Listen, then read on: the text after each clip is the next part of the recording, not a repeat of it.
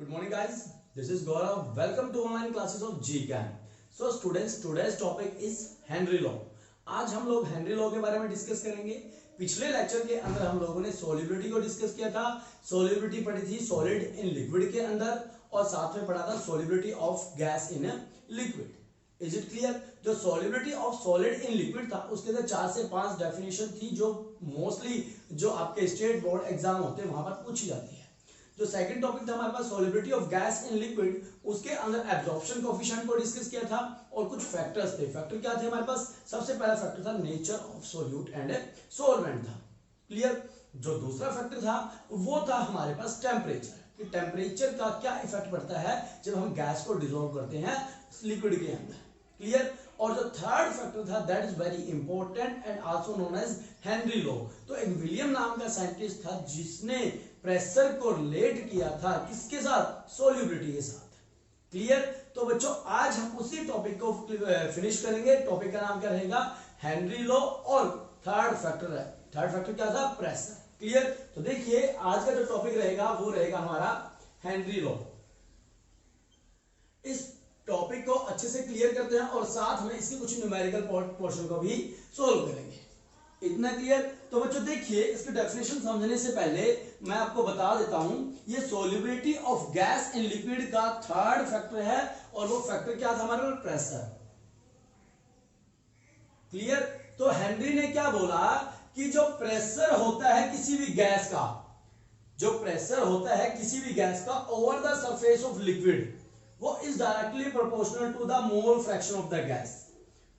नहीं समझ में आया? तो देखिए ये हमारे पास कोई कंटेनर है. कंटेनर कैसा रख दिया हम लोगों ने? इनक्लोज रख दिया.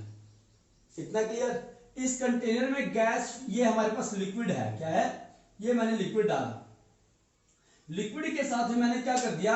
कुछ गैस फिलअप कर दी. जो मैंने ब्लू से दिखाया this is the particle of liquid and this is the particle of gas. ये मेरे पास गैस के कुछ पार्टिकल हो गए.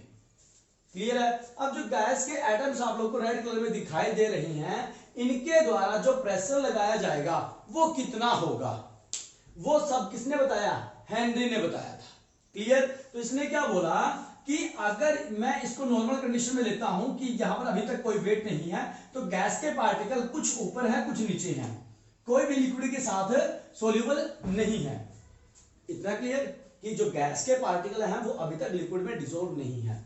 उसके बाद मैंने क्या किया? अगले कंटेनर में क्या किया? यहां पर मैंने वेट रख दिया. क्या रख दिया बच्चों? W1 नाम का वेट रख दिया. जैसे लिक्विड के क्या थे? एटम थे. इसके अंदर अब गैस के पार्टिकल डिसॉल्व होना स्टार्ट हो जाएंगे. अब देखो थोड़ा सा ध्यान से, ये गैस का कोई पार्टिकल है. क्लियर है? हम लोगों ने काइनेटिक थ्योरी ऑफ गैसेस क्या बोलती है कि गैस का जो एटम होता है वो रैंडमली मूव करता रहता है इधर से उधर. जो इसके द्वारा प्रेशर लगाया जाएगा वो हर डायरेक्शन में लगाया जाएगा. कहां लगाया जाएगा? हर डायरेक्शन में. क्लियर? अब क्या बोलता है कि अब जो ये गैस के पार्टिकल हैं हर डायरेक्शन में प्रेशर लगा रहे हैं, मगर हम लोगों ने ऊपर वेट रखा तो अब ये प्रेशर कहां लगाएंगे? कुछ नीचे की तरफ, मैक्सिमम प्रेशर नीचे की तरफ लगाएंगे और ऊपर भी लगाएंगे भाई. क्लियर? जो प्रेशर इन गैस के पार्टिकल के द्वारा लिक्विड की सरफेस पे लगाया गया है, जो प्रेशर इन गैस के पार्टिकल के द्वारा लिक्विड की सरफेस पे लगाया गया है, उस प्रेशर को बोलेंगे पार्शियल प्रेशर ऑफ गैस. क्या बोलेंगे? Partial pressure of gas. अब यही इस जो फॉर्मूला, इसका मतलब यही है कि जो पार्शियल प्रेशर होता है गैस का वो डायरेक्टली प्रोपोर्शनल होगा किसके? मोल फ्रैक्शन ऑफ गैस. अब यहां पर जितने ज्यादा गैस के पार्टिकल होंगे उतना ज्यादा होगा. बिल्कुल. क्या बोलता है कि जो पार्शियल प्रेशर, जो गैस के पार्टिकल ने आधा प्रेशर ऊपर आधा प्रेशर नीचे लगाया है, क्लियर, उस प्रेशर को बोलेंगे पार्शियल प्रेशर. वो क्या होगा? डायरेक्टली प्रोपोर्शनल होगा किसके? जितने ज्यादा नंबर ऑफ एटम्स यहां पर हमारे गैस के प्रेजेंट होंगे. तो यही इस फॉर्मूले का मतलब है. तो इसकी डेफिनेशन लिखिएगा. डेफिनेशन में क्या बोलता है? ये सबके क्लियर हुआ ना? तो देखिए definition, the partial pressure, the partial pressure of a gas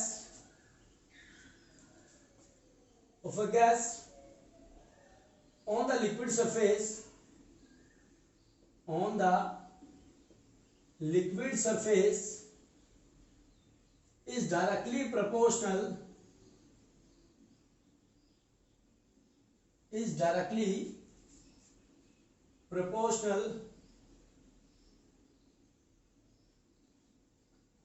to the mole fraction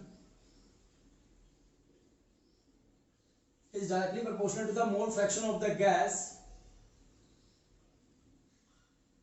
over the surface of solution.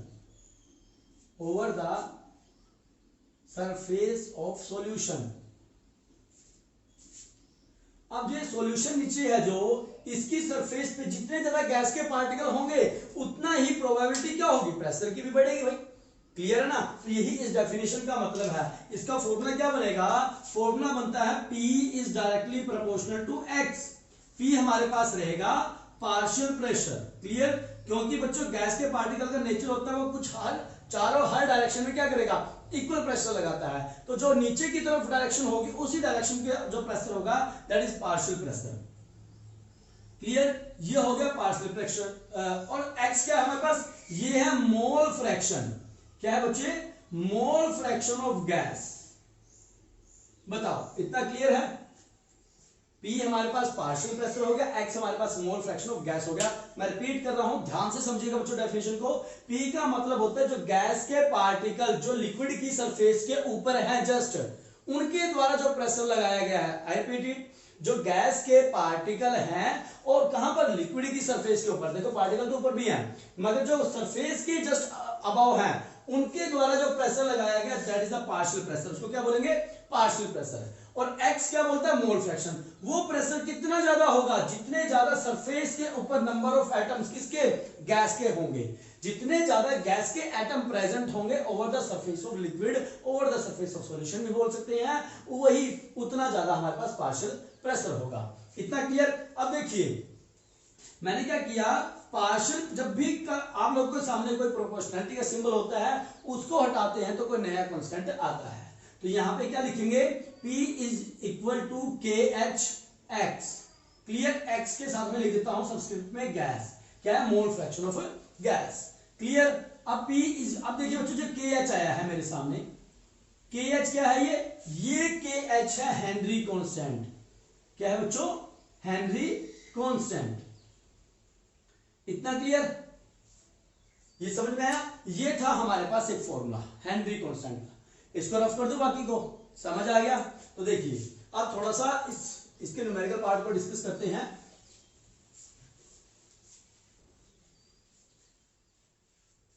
अब हेनरी कांस्टेंट क्या बोलता है? P is equal to KHX। हमारे पास यहां से एक फॉर्मूला बन के आता है जो बहुत इंपॉर्टेंट फॉर्मूला रहता है बच्चों, दोबारा देखना। Partial pressure is equal to Henry constant multiply में क्या है? x। x क्या है? Mole fraction of gas. Clear? जो इस इक्वेशन से जो ग्राफ बनेगा वो होगा straight line y is equal to mx plus c। वो हमें वही ग्राफ देगा जो स्ट्रेट लाइन इक्वेशन देती है। यहां पर क्या होगा, जो y एक्सिस होगी वहां पर हम प्रेशर को डिनोट करेंगे और जो x एक्सिस होगी वहां पर मोल फ्रैक्शन को डिनोट करेंगे। Is it clear? मैंने इस इक्वेशन को स्ट्रेट लाइन इक्वेशन से कंपेयर किया। कंपेयर करने के बाद एक ग्राफ प्लॉट किया। ग्राफ मुझे क्या बताएगा कि y एक्सिस पे मेरा क्या रहेगा? पार्शियल प्रेशर रहेगा और x एक्सिस पे मेरे पास रहेगा मोल फ्रैक्शन ऑफ गैस रहने वाला है। इतना क्लियर? अब उसके बाद मुझे एक स्ट्रेट लाइन मिलेगी। ये स्ट्रेट लाइन मेरे इन दोनों को कंपेयर करेगी, किसको? पार्शियल प्रेशर को और मोल फ्रैक्शन ऑफ गैस को, जो बताएगी कि डायरेक्टली प्रोपोर्शनल है। और यहां पर जो स्लोप होगी हमारे पास m की वैल्यू कितनी आएगी? वो KH के इक्वल आएगी बच्चों। और जो ये KH है बच्चों, है तो ये कांस्टेंट है मगर डिफरेंट टेम्परेचर पर हर गैस के KH की वैल्यू क्या होगी? डिफरेंट आने वाली है। Is it clear? तो देखिए यहां से बहुत सारे फॉर्मूले हमारे डिराइव होते हैं। पहला फॉर्मूला तो यही बन गया कि pressure is equal to KHX। KH हमारे पास क्या रहने वाला है? हेनरी कांस्टेंट है। इतना क्लियर? उसके बाद देखिए हमारे पास जो KH होगा इसको हम ये भी लिख सकते हैं P divide by X। Second formula, is it clear? KH is equal to P by X। अगर मैं KH को कांस्टेंट रखूं तो मैं इसको लिख सकता हूं कि जो KH होता है that is inversely proportional to the mole fraction of the gas. इतना क्लियर। और हमें पता है पिछले ही टॉपिक में हम लोगों ने डिस्कस किया था temperature is inversely proportional to the solubility, इस बात का भी हमें पता है। तो x क्या है? सोल्यूबिलिटी है, कंसंट्रेशन है। x क्या है? कंसंट्रेशन की टर्म्स है जो सोल्यूबिलिटी को बताएगा। तो मैं लिख सकता हूं कि temperature is directly proportional to KH। Clear है? देखो ध्यान से, x क्या है? कंसंट्रेशन टर्म्स है। x हमें बताएगा कि कितना सोल्यूबल हुआ है सोल्यूट सॉल्वेंट के अंदर। तो ये क्या है? वही चीज जो है। तो मैं लिख सकता हूं जो टेम्परेचर इनवर्सली प्रोपोर्शनल है सॉल्युबिलिटी के और KH भी इनवर्सली प्रोपोर्शनल है सॉल्युबिलिटी के, तो इसका मतलब T और जो टेम्परेचर है वो डायरेक्टली प्रोपोर्शनल होगा किसके? हेनरी कांस्टेंट के। Is it clear? तो यही से एक रिजल्ट निकल के आता है बच्चों कि जो कोल्ड वाटर होता है, कौन सा वाटर? कोल्ड वाटर, और दूसरा जो हॉट वाटर होता है, कोल्ड वाटर और हॉट वाटर। देखिए हॉट वाटर के अंदर क्या होगा? जो गैस की सोल्युबिलिटी होगी, जो गैस की सोल्युबिलिटी होगी वो क्या होगी? कम होगी। क्लियर? अब जब गैस डिसॉल्व ही नहीं हो रही हॉट वाटर में तो वहां पर एक्वेटिक ऑर्गेनिज्म रहना पसंद नहीं करेंगे। इतना क्लियर? क्या बोला मैंने कि जो हॉट वाटर होता है वहां पर सोल्युबिलिटी क्या होगी? टेम्परेचर के कारण कम होगी, इसीलिए वहां पर गैस डिसॉल्व नहीं होगी। क्लियर? और एक्वेटिक ऑर्गेनिज्म वहां पर रहना भी पसंद नहीं करेंगे। क्लियर? मगर कोल्ड वाटर में क्या होता है? सोल्युबिलिटी ज्यादा हो जाती है किसकी?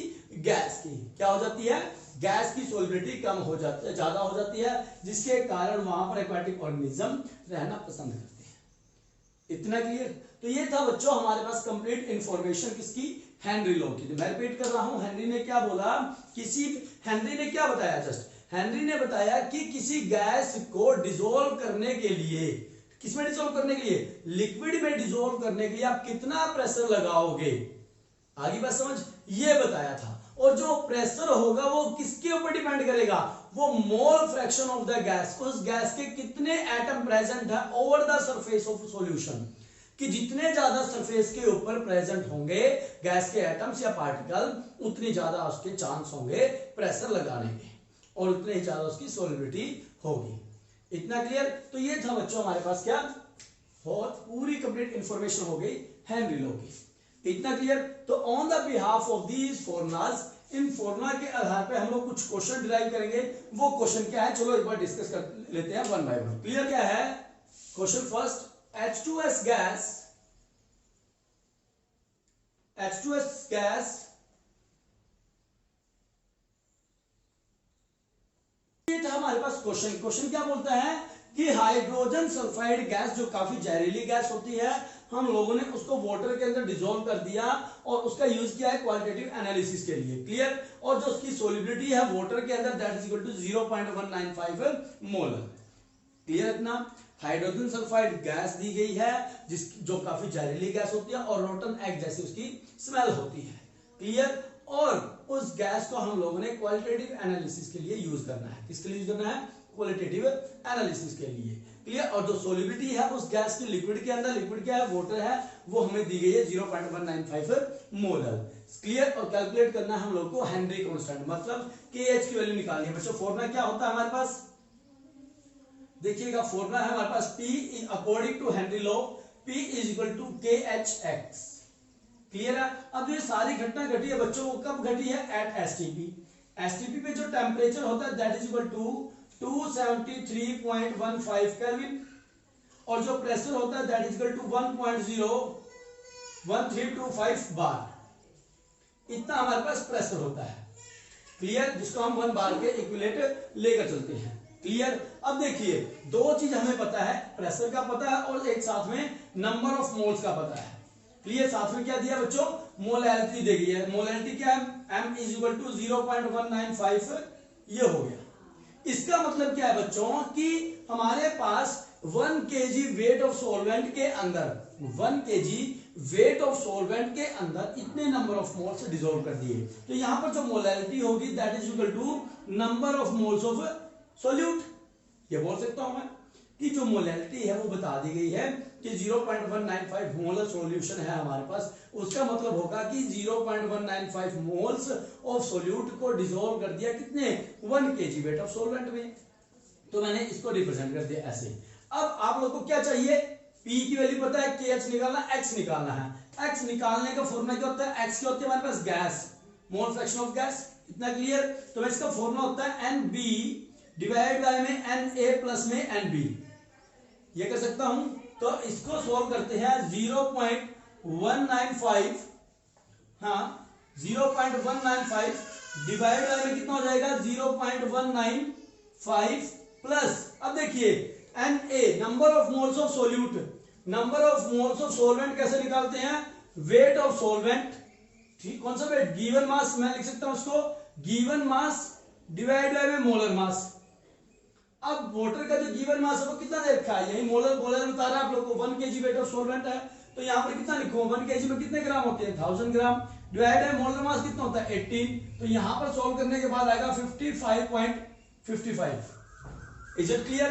तो मैं यहाँ पर क्या लिखूंगा 55.55, ये मेरे पास क्या हो गया नंबर, ये हो गया पूरा मोल फ्रैक्शन।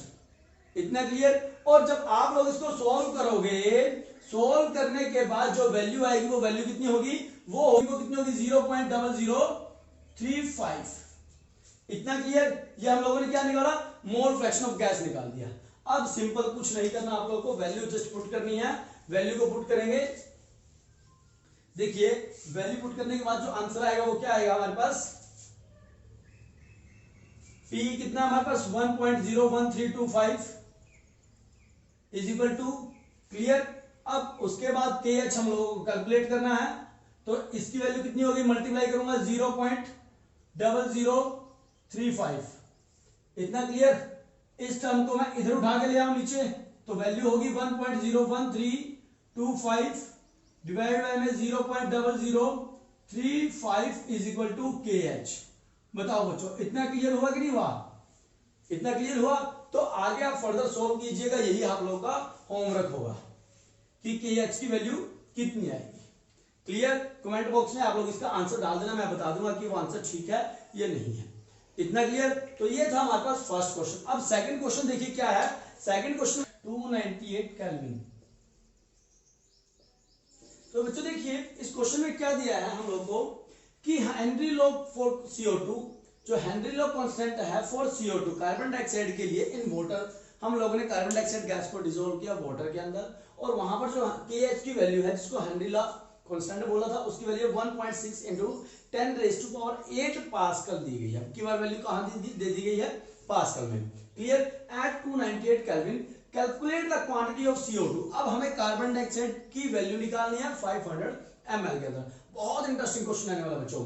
क्या बोलता है, कैलकुलेट की आप लोगों ने कितनी कार्बन डाइऑक्साइड गैस डिसॉल्व करी है किसके अंदर, 500 ml of soda water. Clear. कब, जब when packed under 2.5 atmospheric pressure, हम लोगों ने जो प्रेशर लगाया दैट इज 2.5 एटमॉस्फेरिक प्रेशर लगाया है CO2 प्रेशर एट 298 केल्विन के अंदर। इतना क्लियर। तो देखिए सबसे पहले क्वेश्चन में हम लोगों को क्या निकालना है, अमाउंट ऑफ सोल्यूट निकालना है। सोल्यूट क्या है हमारे पास, कार्बन डाइऑक्साइड। आप लोग को क्या क्या फॉर्मूला है, सबसे पहले आपको फॉर्मूला पता ही है क्या है, फॉर्मूला हमारे पास होता है, वो होता है P is equal to KHX। ये फॉर्मूला हमारे पास होता है बच्चों हेनरी लॉ का।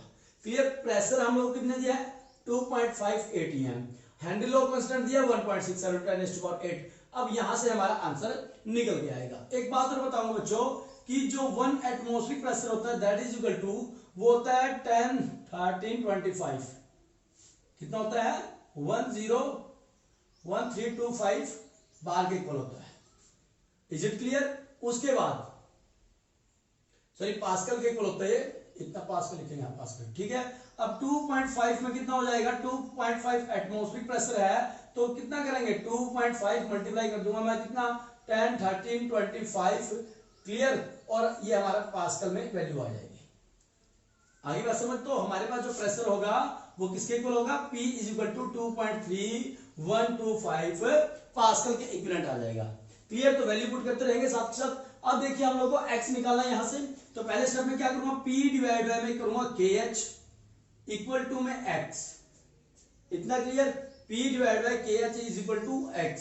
तो यहां पर प्रेशर की वैल्यू कितनी आई, तो मैं इसको सोल्व करूंगा फर्दर, 2.5 मल्टीप्लाई 10⁻10 13 25 डिवाइड बाय में कितना रहेगा 1.67 इंटू 10⁻⁴ कितना है 8, और इसको सोल्व करके वैल्यू आएगी 1.517 इंटू 10⁻⁻³ मेरे पास वैल्यू आएगी। इतना क्लियर? तो यहां से मुझे क्या मिल गया, x की वैल्यू भी मिल गई। अब देखिए बच्चों, x क्या होता है हमारे पास, that is equal to number of moles of solute divide by में number of moles of solute plus में number of moles of solvent. इतना क्लियर? ये बोलता है, अब यहां पर एक कुछ बात बोलेगा, वो देखते हैं क्या है कि जो मोल फ्रैक्शन है यहां पर ऑफ गैस का, वो इतना कम है कि वहां पर सोल्यूट नेग्लिजिबल कर दो तो ही बढ़िया रहेगा।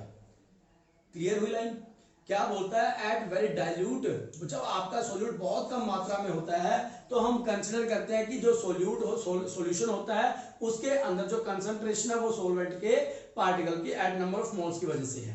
तो यहां पर मैं लिख सकता हूं, सो लिखूंगा NB डिवाइड बाय में NA, NB डिवाइड बाय में NA, number of moles of solute divide by में number of moles of solvent. Is it clear? और ये किसके इक्वल है मेरे पास, ये किसके इक्वल आएगा बच्चों, दैट इंप्लाइज, ठीक है, वो आया है 1.517 इंटू 10⁻⁻³ के इक्वल आया।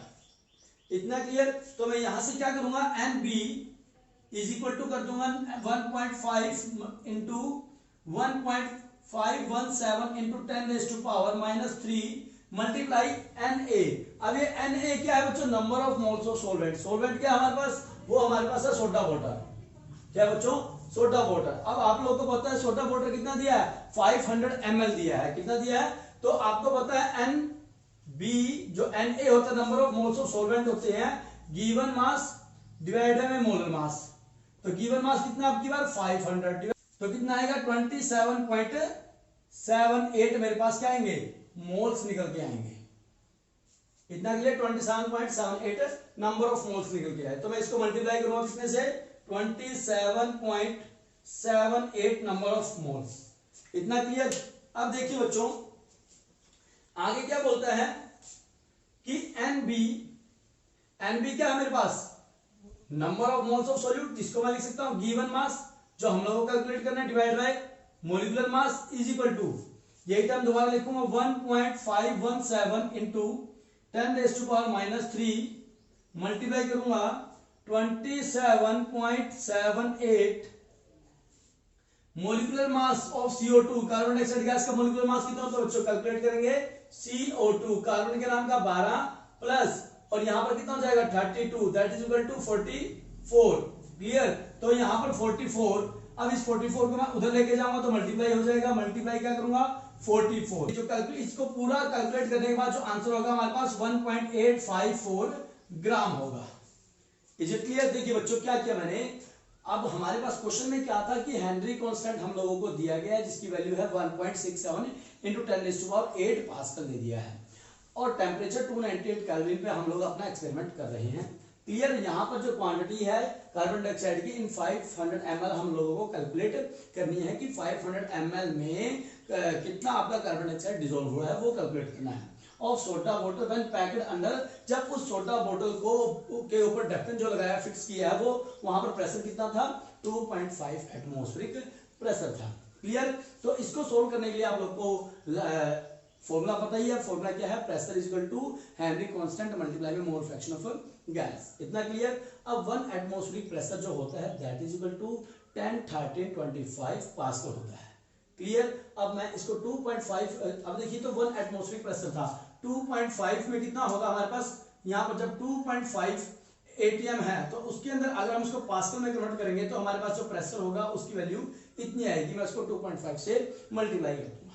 क्लियर? अब क्या किया मैंने, इसको फॉर्मूले को ये अरेंज किया, P डिवाइड बाय KHX किया, X हम लोगों ने कैलकुलेट कर दिया, कैलकुलेट करने के बाद हमारे पास इतनी value I. Is it clear? उसके बाद यहां से मैंने मोल फ्रैक्शन निकाला, मोल फ्रैक्शन में मैं मान के चलता हूं कि जो नंबर ऑफ सॉल्यूशन के अंदर जो नंबर ऑफ मोल्स है, मैक्सिमम मोल्स किसके हैं, सोलवेंट के हैं, और जो सोल्यूट है वो नेग्लिजिबल है। तो मैंने क्या लिखा, NB डिवाइड बाय NA। ये हमारे पास किस केस में होता है, जब हमारा सॉल्यूशन काफी ज्यादा डाइल्यूट होता है। क्लियर? तो मैंने ये वैल्यू इसकी यहां रख दी। उसके बाद Na number of moles of solvent को मैंने मल्टीप्लाई कर दिया, पहले कैलकुलेट करूंगा, कैलकुलेट करने के लिए मैंने आपको बताया था अच्छा रफ हो गया, कोई बात नहीं। तो यहाँ कैलकुलेट करने के लिए मैंने क्या बताया, given mass divide by molar mass. तो गिवन मास हमें कितना है 500 ml है ना, वो अप्रोक्स मान के चलते हैं हम, दिया तो ml में है मगर हम ग्राम में इसको अप्रोक्स मान लेते हैं, तो 500 ग्राम हो जाता है। इतना क्लियर। अब डिवाइड बाय में 18 क्या है बच्चे, मोलिकुलर मास होता है किसका, वाटर का। H2O से आप कैलकुलेट करेंगे, H2 है प्लस ऑक्सीजन के लिए 16, तो हमारे पास कितना आएगा मोलिकुलर मास, 18 आने वाला है। कितना होता है 18 हमारे पास मोलिकुलर मास रहेगा। इतना क्लियर। तो उसके बाद क्या बोलता है, ये हो गया। उसके बाद मैं इसकी वैल्यू पुट करूंगा तो मेरे पास आंसर कितना आएगा 1.854 आएगा। इतना क्लियर। तो अब नेक्स्ट क्वेश्चन है हमारा किलो बार। क्लियर है बच्चों। अब देखिए क्वेश्चन क्या बोलता है, if nitrogen gas is bubble through water. अब हम जब नाइट्रोजन गैस को पास कर रहे हैं कहां से, वाटर के अंदर से, टेम्परेचर कितना है 293 केल्विन है। How many milli moles of nitrogen gas. अब की बार हमें मोल्स नहीं निकालना, साथ में मिली मोल्स भी निकालना है। वन जो आपके पास मिली की वैल्यू होती है 10⁻³ होती है। क्लियर। जो milli moles of nitrogen gas would dissolve in 1 litre of water की। अब बताइए जब नाइट्रोजन गैस को आप लोगों ने वाटर के अंदर से पास किया तो कितने मिली मोल्स वाटर के डिसॉल्व हुए हैं। क्लियर है। अज्यूम दैट जो नाइट्रोजन है उसने प्रेशर लगाया है 0.987 बार का। अब जो KH जो हेनरी लॉ की वैल्यू दी गई है, कांस्टेंट की वैल्यू दी गई है, that is 76.48 kilo bar. Clear है बच्चों। तो हम इसका सॉल्यूशन देखते हैं क्या है। सॉल्यूशन करने से पहले आपको बता दूं जो 1 किलो बार है दैट इज इक्वल टू 1000 बार। किसके इक्वल आएगा, 1000 बार के इक्वल आएगा। इतना क्लियर। अब देखिए जो फॉर्मूला होता है वो होता है P is equal to KH multiply में X। क्लियर। KH की वैल्यू हेनरी कांस्टेंट की वैल्यू हम लोग को दे रखी है और जो प्रेशर है वो दे रखा है 0.987 है बार। दोनों की वैल्यू हम लोगों को दे रखी है। तो फॉर्मूला ड्राइव करेंगे P डिवाइड बाय में क्या हो जाएगा KH is equal to X। इतना क्लियर। अब P की वैल्यू रखेंगे, कितनी है P की वैल्यू 0.987 डिवाइड बाय में KH की वैल्यू कितनी है 76.48 मल्टीप्लाई में। अब देखिए यहां पर क्या है मल्टीप्लाई, इसको किलो बार को बार में ले जाने के लिए मैं क्या करूंगा 10⁻³ से मल्टीप्लाई करूंगा।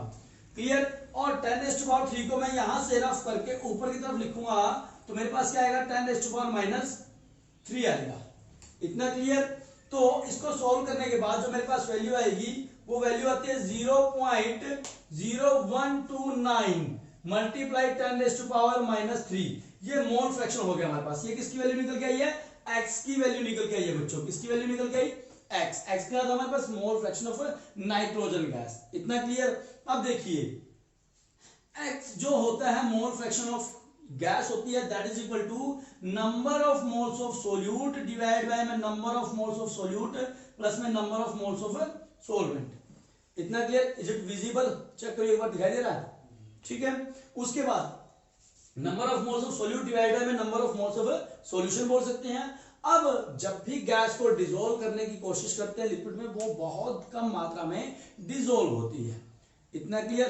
तो हम लोग क्या मान के चलते हैं कि जो सॉल्यूशन होता है उसके अंदर जो नंबर ऑफ मोल्स होते हैं वो खाली सॉल्वेंट के होते हैं, सोल्यूट क्या होता है नेग्लिजिबल होता है। तो मैं X को क्या लिख सकता हूं, जो मोल फ्रैक्शन है गैस का that is equal to NB divide by में NA। इतना clear. Number of moles of solute divide by में number of moles of solvent in kg। अब क्या बोलता है, तो देखिए अब हम इसको ये लिख सकते हैं NB डिवाइड बाय में NA is equal to 0.0129 multiply 10⁻³ clear. तो यहां पर मैं number of moles of solvent की जगह क्या लिखूंगा 1000 डिवाइड बाय में 80 लिख सकता हूं। तो इसको कैलकुलेट करने के बाद मेरे पास आएगा NB क्या number of moles of solute divide by में 55.5 इक्वल टू 0.0129 मल्टीप्लाई 10⁻³ क्लियर। अब 10⁻³ की ऐसे ही रखते हैं। तो मैं NB इस 50.5 को इसके साथ क्रॉस मल्टीप्लाई करूंगा तो मेरे पास आएगा 0.716 मिलीमोल्स और यही हमारे पास क्या होगा, हमारा आंसर होगा।